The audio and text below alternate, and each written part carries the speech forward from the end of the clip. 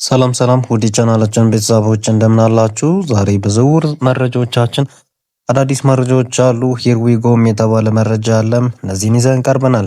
ያን ዲያሞንዴ ሊቨርፑልን፣ ሲቲን እና አርሰናልን አልፈልግም ህልሜ ማድሪድ ብቻ ነው ብሎ እንዴት ውድቅ እንዳደረጋቸውና የፋብሪዞ ሮማኖን መረጃዎች እናጋራችኋለን። አርሰናል በክለቡ ታሪክ ትልቁን ሳምንታዊ ደሞዝ ለቪኒሲየስ ጁኒየር ለማቅረብ እያወጣ ያለው እቅድ ይፋ ሆኖበታል። እናም ደግሞ የቡርኖ ጉማሬሽ አዲስ የዝውውር ጥያቄም እየተነሳ ይገኛል። በእነዚህ ዙሪያ ሰፊ ዳሰሶችን ይዘን ቀርበናል። በኤንዞ ማሬስካ የሚመራው ማንቸስተር ሲቲ በቼልሲ ኮከቦች ላይ እያደረገ ያለውንም ዳሰሳ የምንመለከተው ጉዳይ ነው። እንዲሁም ማንቸስተር ዩናይትድ በካሪክ አማካኝነት እንግዲህ የመሃል ተጫዋቾችን እያስፈረሙ እያደኑ እንደሆነ እናውቃለን። ታዲያ ግን በጣሊያን እየተከሰቱ ያሉ ነገሮችን እንመለከታለን። በማኖ ኮኔ ጉዳይ፣ በቹዋሜኒም ጉዳይ፣ በስፔን ላሊጋው እንዲሁም ደግሞ በጣሊያን እግር ኳስ ፌዴሬሽን ውስጥ የተፈጠረ አንድ አወዛጋቢ ነገር አለ። የማልዲኒ አሰልጣኝነት ሂደት እክል እንደገጠመው ተነግሯል። ምንድነው ችግሩ የሚለውን እንመለከታለን። ቪዲዮን ከመጀመራችሁ በፊት ላይክ ማድረግ እንዳረሱ፣ አዳዲስ የቻናላችን ቤተሰቦች ደግሞ ሰብስክራይብ በማድረግ የደወል ምልክቷንም በመጫን ቤተሰብ እንድትሆኑ ስንል በአክብሮት እንጋብዛለን። አሁን ወደ መጀመሪያው መረጃችን በቀጥታ እንለፍ። የክረምት የዝውውር መስኮት እንግዲህ ትልቁ ታሪክ እየሆነ የተገኘውን ያን ዲያሞንዴን ያስመለክተናል። ያን ዲያሞንዴ እንግዲህ የ19 ዓመት አይቮሪ ኮስታዊ የክንፍ ተጫዋች ነው። ታዲያ ባለፉት 12 ወራት ውስጥ ያሳየው እድገት በፍጹም የሚታመን አይደለም። ከአንድ ዓመት በፊት ከሌጋኒሽ በ20 ሚሊዮን ዩሮ ብቻ ወደ አርቢ ሌይፕዚግ ያመራው የወጣት ባለፈው ውድድር ዘመን 25 ግቦችን አስቆጥሮ 11 ጎሎችን ደግሞ አመቻችቶ በማቀበል መላውን አውሮፓ ጉድ ያስባለ ወጣት ተጫዋች ነው።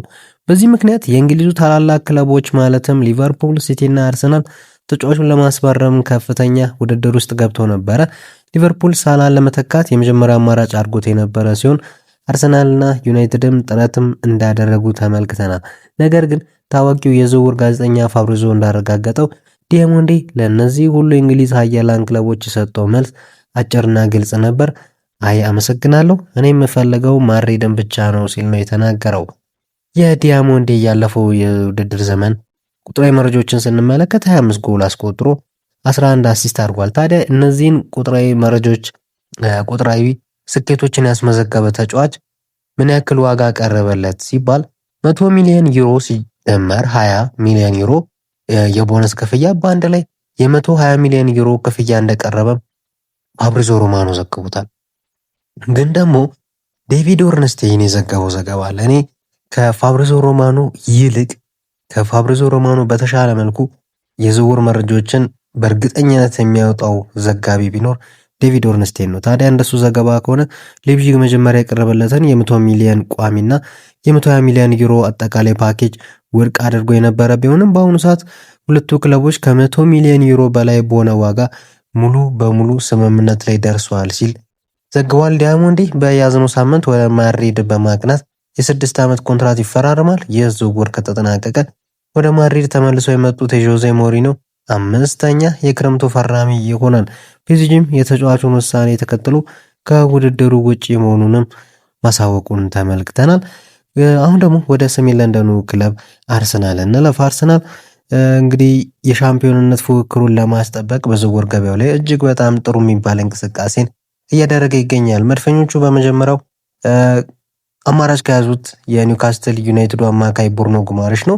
ታዲያ አርሰናል ቀደም ሲል ከተጫዋቹ ጋር በግል ጥቅማ ጥቅሞች ዙሪያ ሙሉ በሙሉ ከስምምነት ላይ መድረሳቸው ይታወሳል።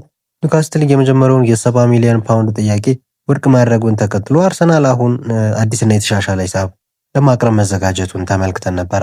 እንደ ሙንዶ ዲፖርቲቮ ዘገባ ከሆነ አርሰናል ሂሳቡን እስከ 77 ሚሊዮን ፓውንድ ወይም ደግሞ 90 ሚሊዮን ዩሮ ለማሳደግ ዝግጁ ነው። ኒውካስትሎች ቀደም ሲል ጎርደንን ለባርሴሎና፣ ሰንሮተናሊን ደግሞ ለቶተናም በመሸጣቸው ቡርኖን ማጣት አይፈልጉም። ነገር ግን ቡርኖ ጉማሬሽ ቡድኑ በፕሪሚየር ሊጉና ባለፈው የውድድር ዘመን ባሳየው ደካማ አፈጻጸም ስላላስደሰተው ወደ አርሰናል ለማምራት ፍላጎት እንዳለው እየተዘገበ ይገኛልና ቡርኖ ጉማሬሽ አሁን ላይ እንዴት ይሆናል የሚለውን አብረን የምንመለከተው ጉዳይ ነው። አርሰናል አዲስ ጥያቄ ለማቅረብ የተሰናዳ ይገኛል። ነገር ግን የሳምንቱ ትልቁ ዜና እንግዲህ አርሰናል እና ቪኒሲየስ ጁኒየር የተባለው መረጃ ነው። እንደ ዘ ቴሌግራፍ ዘገባ ከሆነ አርሰናል ብራዚላዊውን የክንፍ መስመር ተጫዋች ቪኒሲየስ ጁኒየርን ለማስፈረም አስደናቂ እቅድ እንዳዘጋጁ ተመልክቷል። መድፈኞቹ በክለቡ ታሪክ ያልታየና ሪከርድ የሆነ ሳምንታዊ 470,000 ፓውንድ ደሞዝ ለቪኒሲየስ ለማቅረብ ተዘጋጅቷል። ይህ ማለት ቪኒሲየስ በሪያል ማድሪድ ከሚያገኘው ደሞዝ በላይ ነው። ታዲያም የአርሰናል ሳምንታዊ ደሞዝ ጥያቄ 470,000 ፓውንድ፣ የሪያል ማድሪድ የመሸጫ ዋጋ 137 ሚሊዮን ፓውንድ ወይም 160 ሚሊዮን ዩሮ። የኮንትራቱ የሚያበቃበትን ጊዜ ደግሞ ስንመለከት 2027 ሰኔ ማለትም በቀጣዩ ውድድር ዘመን ጁን ላይ የሚያበቃ ይሆናል። ኦልሞስት አንድ ዓመት የሚቀረው ይሆናል ማለት ነው። ሪያል ማድሪድ ዲያሞንዴን ማስፈረሙን ተከትሎ የቪኒሲየስ ተሰላፊነት ጥያቄ ውስጥ ሊገባ ይችላል የሚሉ ግምቶች ነበሩ። የስፔኑ ስፖርት ጋዜጣ እንደዘገበው ደግሞ የሪያል ማድሪዱ ፕሬዝዳንት ፔሬዝ ተጫዋቹን ለመሸጥ ከወሰኑ 137 ሚሊዮን ፓውንድ ወይም 160 ሚሊዮን ዩሮ ይጠይቃሉ። አርሰናል ሮጀርስን በ117 ሚሊዮን ፓውንድ ለቼልሲ ከተቀማ በኋላ ዞሊስን በማስፈረሙ ይታወሳል። ነገር ግን ቪኒሲየስን ማምጣት ለስኳዳቸው ትልቅ አቅም እንደሚሆን ያምናሉ። ሆኖም ተጫዋቹ ከአዲሱ አሰልጣኝ ሞሪኒዮ ጋር መስራት እንደሚፈልግ እየተነገረ ይገኛል። ሌላው ከዚህ ጋር በተያያዘ ማንሳት የምፈልገው ዲያሞንዴ ስለሚፈርም ቪኒሲየስ ጁኒየር የመውጣት እድል አለው የሚሉ ሀሳቦች አሉና በባለፈው የውድድር ዘመን ለሌቪዥክ ባደረጋቸው ጨዋታዎች በርካቶቹን ማድረግ የቻለው በራይት ዊንግነት ቦታ ነው። ያ ማለት በሮድሪጎ ጎዬዝ ቦታ ነበር ማለት ነው። ስለዚህ ከቪኒሲየስ ጋር ቦታ የሚቀረኑበት ጊዜ እጅግ በጣም አጭር እንደሚሆን ነው የምንመለከተው። በጣም በጥቂት ጨዋታዎች ነው በሌፍት ዊንግነት ቦታ ሲጮት የተመለከቱ ነውና ስለዚህ ቪኒሲየስ ጁኒየር ከማድሪድ ይወጣል የሚል ሀሳብ በእኔ በኩል የሚኖር አይመስለኝም፣ የለምን ብዬ ነው የምገምተው። የእናንተን ሀሳብ ግን በኮሜንት ሴክሽን ላይ አስቀምጡልን። ወደ አርሰናል ቢመጣ ምን አይነት ነገሮችን ሊለውጥ ይችላል? ሀሳብ አስተያየቶቻችሁን አስቀምጡልን። ወደ ማንቸስተር ሲቲ ስንሸጋገር ደግሞ የፔፕ ጋርዲዮላ የ10 ዓመታት ድንቅ የአሰልጣኝነት ዘመን ካበቃ በኋላ አዲሱ አሰልጣኝ ኤንዞ ማሬስካ ስኳዳቸውን እንደ አዲስ እየገነቡ ይገኛሉ። ሲቲዎች ቀደም ሲል ኤሊት አንደርሰንን በክለቡ ሪካርድ በሆነ 116 ሚሊዮን ፓውንድ ያስፈረሙ ሲሆን እንደ ሲልቫ፣ ስቶንስ፣ አካንጂ፣ ናታናክ ያሉ አንጋፋ ተጫዋቾችን ማጣታቸውን ተመልክተናል። አሁን ደግሞ ማሬስካ የቀድሞ ክለባቸውን ቼልሲን ለመስረቅ እየጣሩ ይገኛሉ። ከነዛ መካከል እንግዲህ ሁለት ተጫዋቾችን ለመውሰድ ያቀደዋል። አንደኛው ኤንዞ ፈርናንዴዝ ነው። ሁለተኛው ማሎ ጉስቶ የመሃል ሜዳ ተጫዋች፣ የቀኝ መስመር ተመላላሽ። የዚህ ዝውውር ዋነኛ ምክንያት እንግዲህ በተለይ የሮድሪ በሲቲ ቤት የመቆየት ሁኔታው አጠራጣሪ መሆኑ ነው። በ2026 ዓለም ዋንጫው ስፔንን ለዋንጫው ያበቃው የ30 ዓመቱ ሮድሪ ኮንትራቱ ሊጠናቀቅ አንድ ዓመት ብቻ የቀረው ሲሆን ሪያል ማድሪድ እስከ 100 ሚሊዮን ፓውንድ አቅርቦ እሱን ለመውሰድ ይፈልጋል። በተጨማሪም ሮድሪ የጀርባ ቀዶ ጥገና ስለሚያደርግ ለረጅም ጊዜ ከሜዳ ይርቃል። ይህንን ለማካካስ ማሬስካ ኤንዞ ፈርናንዴዝን ይፈልጉታል።